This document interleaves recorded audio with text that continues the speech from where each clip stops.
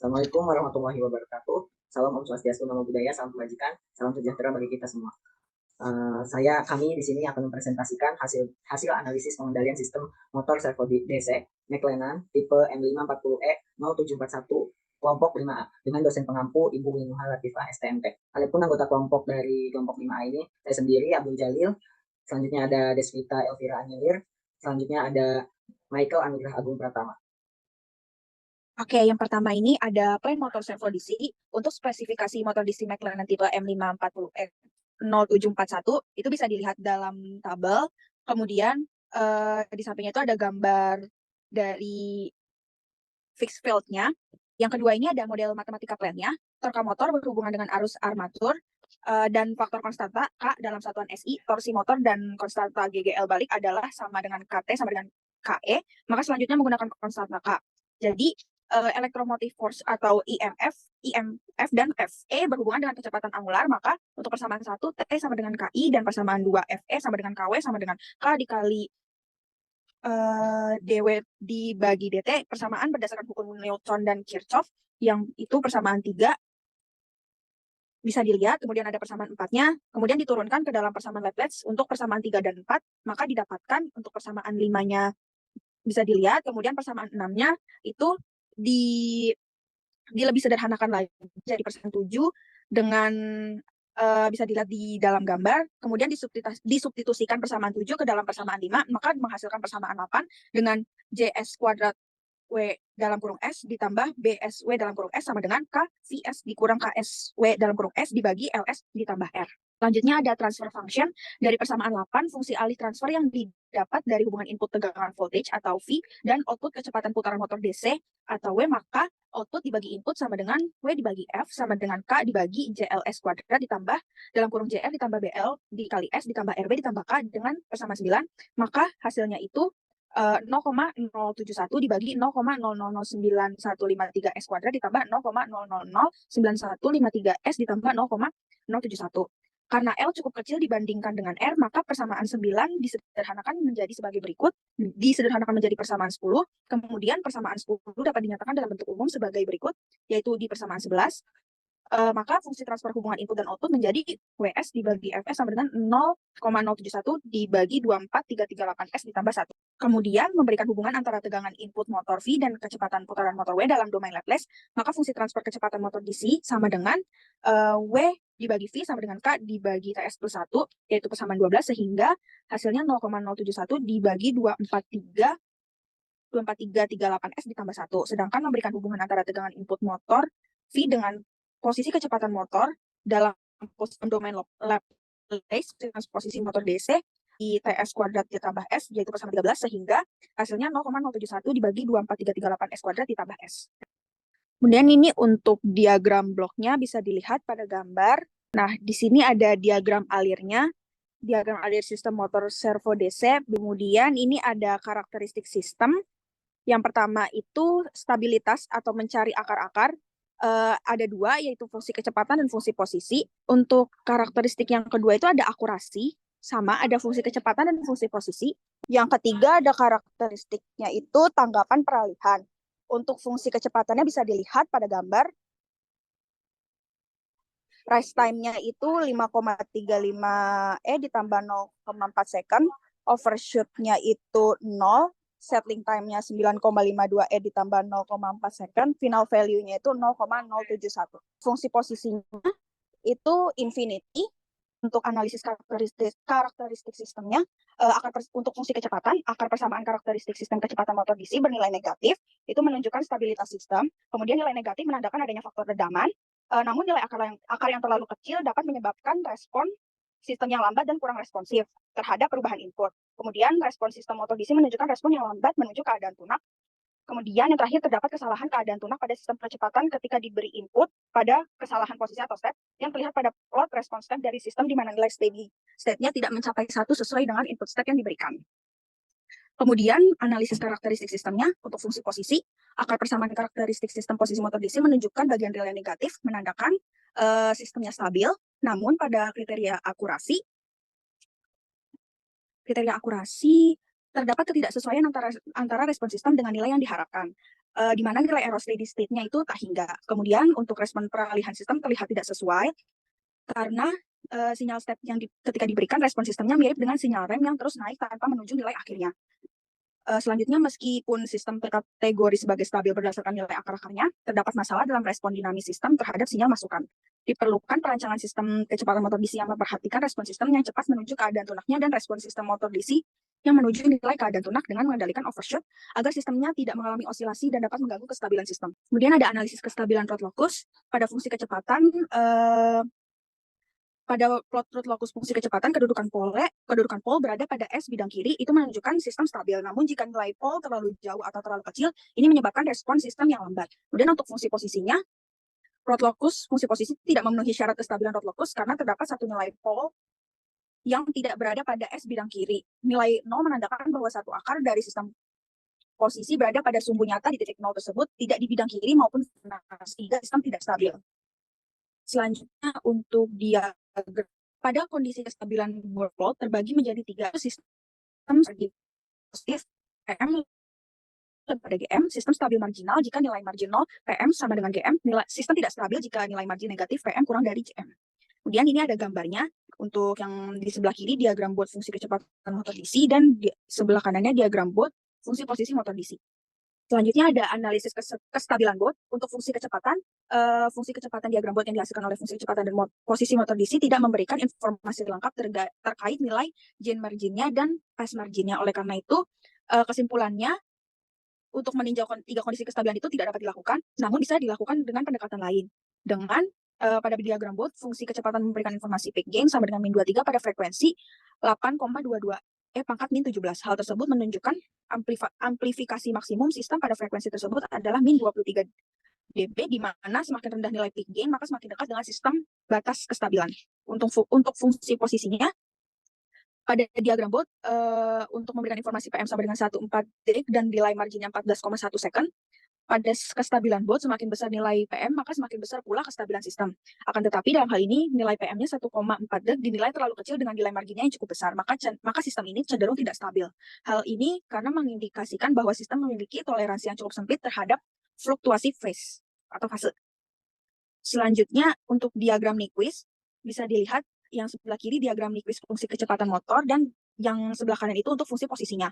Untuk analisisnya, diagram Nyquist fungsi kecepatan menunjukkan sistem stabil karena tidak ada pengelilikan pada titik min 1 tambah J0. Untuk diagram Nyquist fungsi posisi tidak terlihat jelas apakah ada atau tidaknya pengelilingan pada titik min 1 tambah J0, akan tetapi berdasarkan informasi yang terdapat pada diagram, sistem stabil pada keadaan closed loop. Selanjutnya, perancangan sistem kendali. Yang pertama itu ada PID Ziegler-Nichols 1 dan 2, PID menggunakan Rod locus, dan lead lag menggunakan Rod locus.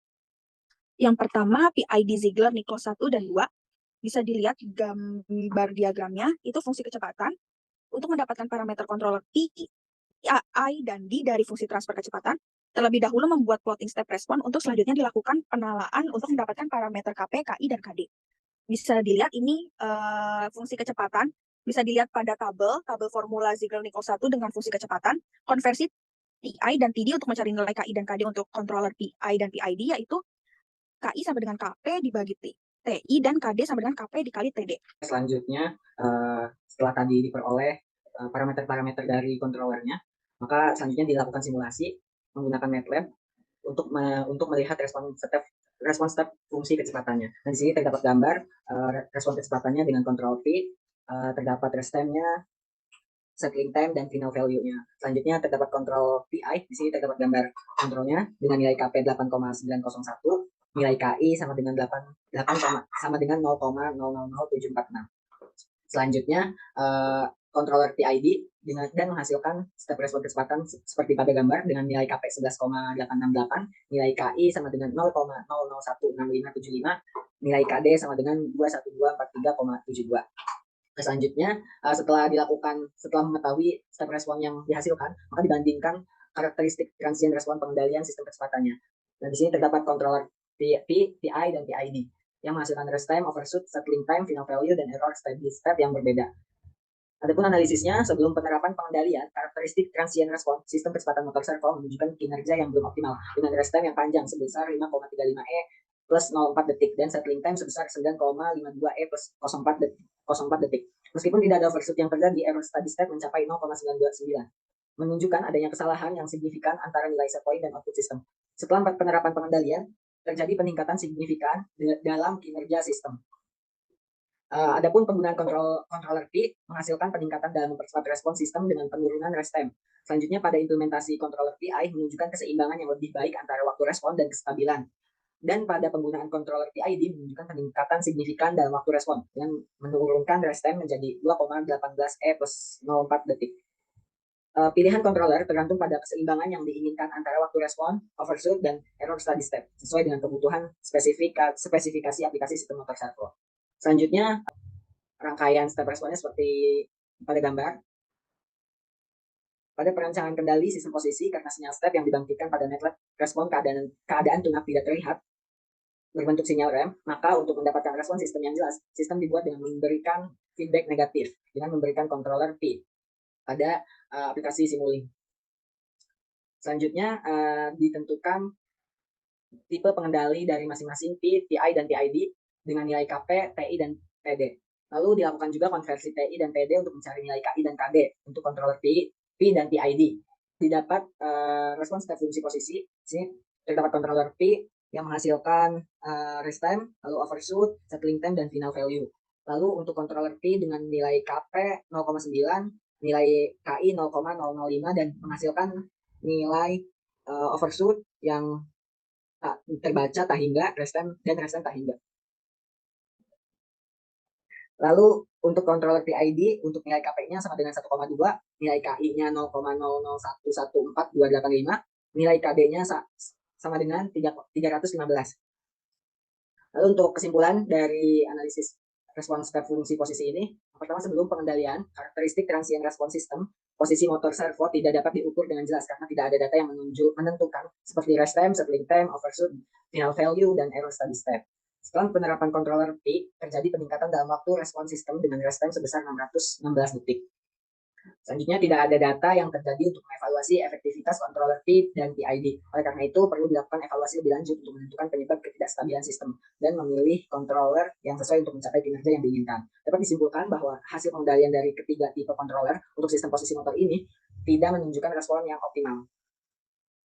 Selanjutnya, perancangan sistem yang kedua yaitu PID menggunakan root locus. Untuk fungsi kecepatannya sendiri, didapat fungsi transfer kecepatan seperti pada gambar. Lalu untuk fungsi posisinya, pada pengendali posisi menggunakan PID dari root locus yaitu diinginkan nilai breakpoint-nya itu minus 2 dan minus 1,5.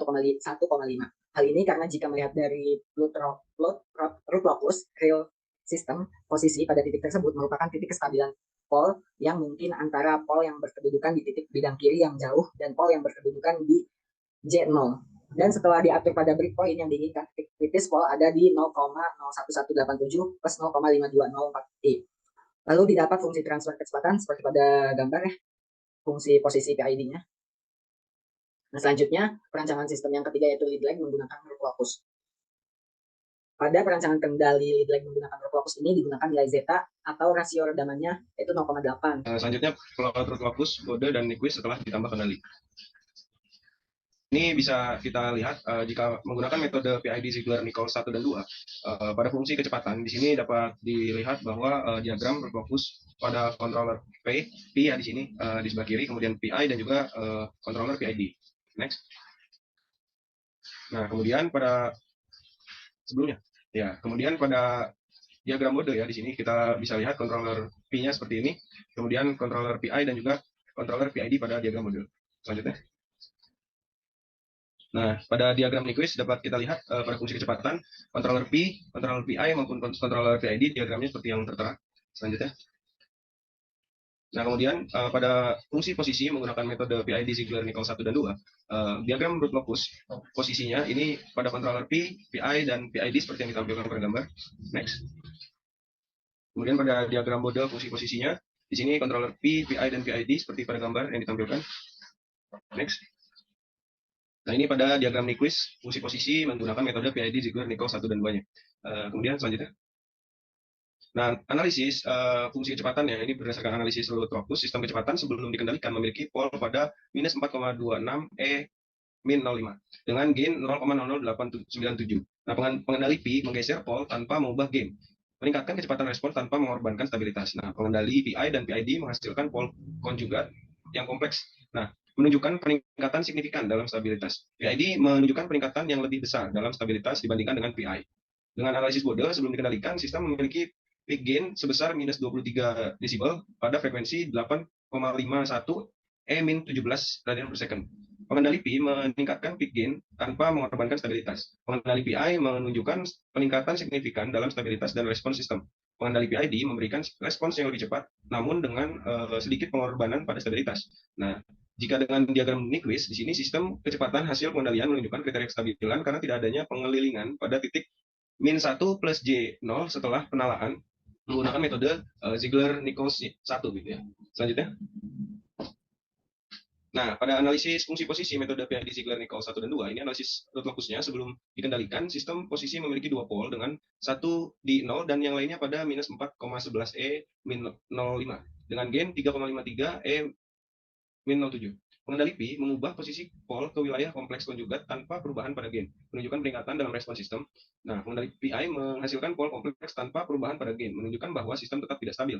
Pengendali PID menghasilkan perubahan yang signifikan dalam posisi pol, tetapi keberadaan pol kompleks di sebelah kanan bidang S menandakan bahwa sistem tetap tidak stabil. Nah, pada analisis Bode sebelum dikendalikan, sistem memiliki peak gain dan phase margin tertentu. Pengendali Pi menunjukkan penurunan peak gain, namun peningkatan phase margin menandakan stabilitas sistem yang meningkat. Pengendali PI menunjukkan nilai phase margin negatif menunjukkan kestabilan sistem. Pengendali PID menunjukkan nilai phase margin lebih rendah peak gain menandakan sistem yang tidak stabil. Nah, analisis Nyquist, plot Nyquist menunjukkan kestabilan sistem berdasarkan kriteria Nyquist. Pengendali Pi menunjukkan kestabilan. Pengendali PI dan PID menunjukkan ketidakstabilan karena pol yang berada di sebelah kanan bidang S. Dengan demikian, meskipun terjadi perubahan dalam respon sistem setelah penerapan pengendali, keberadaan pol kompleks di sebelah kanan bidang S menandakan bahwa sistem tetap tidak stabil pada hasil pengendali PI dan PID. Selanjutnya. Metode PID dengan root locus ya pada fungsi kecepatan. Di sini kita bisa lihat PID root locus, kemudian di sini dengan diagram Bodenya juga, kemudian dengan Nyquist. Next. Nah, kita lihat pada fungsi posisi dengan metode PID menggunakan root locus. Di sini pada root locus, di sini gambarnya seperti yang tertera ya, juga ada diagram Bode dan diagram Nyquist dengan PID root locusnya. Next. Nah, analisis fungsi kecepatan dan posisi, metode PID menggunakan root locus. Di sini root locus, kedudukan akar pada root locus mengalami perbaikan yang signifikan, menunjukkan peningkatan respons sistem yang lebih cepat. Fungsi kecepatan menunjukkan stabilitas karena nilai real akar-akarnya negatif dan berada di S bidang kiri. Maksimal gain yang dapat diberikan pada sistem agar kedudukan akar-akarnya tetap stabil adalah 173. Nah, diagram Bode menunjukkan phase margin dan gain margin pada rentang nilai positif yang besar, menandakan sistem stabil. Nah, diagram Nyquist menunjukkan kestabilan karena tidak ada pengelilingan titik min dan tidak ada pol yang berada pada bidang kanan. Dengan demikian, berdasarkan hasil analisis dari ketiga diagram tersebut, sistem dapat dikatakan stabil dan memiliki respon yang cepat setelah perbaikan yang signifikan pada kedudukan akar-akar dari root locus. Nah, pada root locus, gambar yang tadi ditunjukkan, kedudukan akarnya mengalami perbaikan yang signifikan di mana tidak terlalu kecil yang menandakan sistem tidak memiliki respon yang lambat seperti sebelumnya. Kemudian untuk kestabilan, jika dilihat dari kedudukan akarnya, fungsi kecepatan bersifat stabil sebab nilai real akar-akarnya negatif dan berkedudukan pada S bidang kiri. Lalu maksimal nilai gain yang dapat diterima sistem agar kedudukan akar-akarnya tetap stabil yaitu infinite ya. Kemudian pada diagram Bode ya seperti gambar yang ditunjukkan sebelumnya menunjukkan nilai phase margin 87,1 desibel dan gain margin minus 28,4 desibel. Maka jika meninjau kondisi kestabilan Bode plot, sistem stabil sebab phase margin lebih besar dari gain margin ya. Jadi nilai marginnya positif. Lalu pada diagram Nyquist ya seperti gambar sebelumnya sebenarnya tidak memberikan informasi yang cukup jelas. Namun, jika meninjau kriteria kestabilan Nyquist, tidak terjadi pengelilingan pada titik min 1 plus J0, maka sistem dapat dikatakan stabil. Nah, di sini menggunakan metode lead lag ya, dengan root locus pada fungsi kecepatan. Di sini kita dapat lihat pada diagram root locus, Bode, Nyquist, dan step respons kecepatannya. Untuk analisis fungsi kecepatan, yang pertama, kendali fungsi kecepatan dengan lead lag menggunakan root locus menunjukkan perbaikan dan kestabilan sistem. Pada plot root locus, yang terdapat pada gambar sebelumnya, tidak ada akar di S bidang kanan. Semua akar berada di S bidang kiri. Pada diagram Nyquist, tidak ada pengelilingan pada minus 1 plus J0 menandakan sistem stabil. Selanjutnya, step respon sistem setelah dikendalikan dengan lead lag menggunakan locus seperti pada gambar yang sebelumnya, menunjukkan perbaikan dibandingkan sistem tanpa pengendali. Nilai rest time, settling time lebih cepat dengan pengendali lead lag. Terdapat overshoot tetapi tidak menyebabkan osilasi yang mengganggu kestabilan sistem. Selanjutnya untuk analisis fungsi posisinya, yang pertama kendali fungsi posisi dengan lead lag menggunakan reflocus tidak menghasilkan perbaikan dan menyebabkan ketidakstabilan. Pada plot reflocus terdapat dua akar di S bidang kanan menunjukkan bagian real akar-akarnya positif. Nilai real positif akar menunjukkan potensi overshoot yang menyebabkan osilasi. Pada step respon sistem tidak menunjukkan keadaan tunaknya dan mengalami penurunan setelah overshoot. Pada diagram Bode, nilai phase margin negatif menunjukkan sistem closed loop atau tidak stabil. Pada diagram Nyquist, ada pengelilingan pada -1 plus J0 menunjukkan ketidakstabilan sistem. Untuk kesimpulan dari analisis yang kita lakukan, untuk metode penentuan parameter controller, metode Ziegler-Nichols 1 dan Ziegler-Nichols 2 menggunakan uji eksperimen pada step response system untuk menentukan parameter PID. Metode PID menggunakan reflocus memanipulasi posisi akar untuk mencari respon yang diinginkan. Pengendali lead lag menggunakan reflocus menentukan redaman zeta dan frekuensi natural WN untuk mengoptimalkan respon sistem. Hasil pengendalian sistem kecepatan, yang pertama controller PI dan PID, untuk controller PI dan PID dari Ziegler-Nichols 1 menunjukkan perbandingan optimal dalam respon sistem dengan tidak ada error steady state. Controller PID mempercepat respon sistem, namun dengan overshoot yang lebih tinggi daripada controller PI. Controller P dari Ziegler-Nichols 1 dan lead lag tidak menghilangkan error steady state. Controller PID dari reflocus menunjukkan respons yang tidak menuju keadaan tunak dan memiliki akar di kedua sisi bidang S. Hasil pengendalian sistem posisi, yang pertama hanya controller P dari Ziegler-Nichols 2 yang memberikan perbaikan pada respon transient hingga menuju keadaan tunak. Metode lainnya tidak memberikan perbaikan pada respon sistem dan analisis berdasarkan ranah frekuensi yang menunjukkan ketidakstabilan sistem. Dari analisis tersebut dapat disimpulkan bahwa pendekatan Ziegler-Nichols 1 untuk sistem kecepatan dan Ziegler-Nichols 2 untuk sistem posisi memberikan hasil yang optimal dalam meningkatkan respon sistem. Namun, penggunaan metode PID dengan reflocus menunjukkan tantangan dalam mencapai kestabilan dan respon yang diinginkan. Sekian dari presentasi kelompok kami. Kurang lebihnya mohon maaf. Wassalamualaikum warahmatullahi wabarakatuh.